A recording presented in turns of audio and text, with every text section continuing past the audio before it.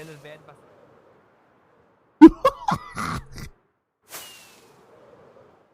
Keine Ahnung.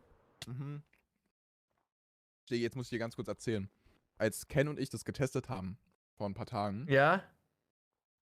ich bin Ken war irgendwas, ich war auch was, ich war ein Boot. Ken war ein Enderdrache. Ich liebe den Server, ich bin gar nicht mehr drauf. Dann schreibt mir Ken irgendwann auf Discord, dass er die ganze Zeit in-game mit dem Boot geschrieben hatte, was noch da stand, aber ich war gar nicht auf dem Server. Er hat einfach mit einem Minecraft-Item geschrieben im Chat und hat sich gewundert, warum ich nicht reagiere. Jungs, was muss ich machen, wenn ich Ja, nicht ich mehr muss drauf Discord, bin? Bro, ich hab grad- Ich will die ganze Zeit selber. Ja, also Ich es seh war noch ein nix. Boot random auf dem Server. Der dachte, das bin ich. Also, Und der schreibt mir so, Bro, ich hab wirklich 15 Minuten mit einem Boot gerade in-game geschrieben. Reset. Ich reset mal komplett. Ich sag's, Basti, ja, ich versuch's schon.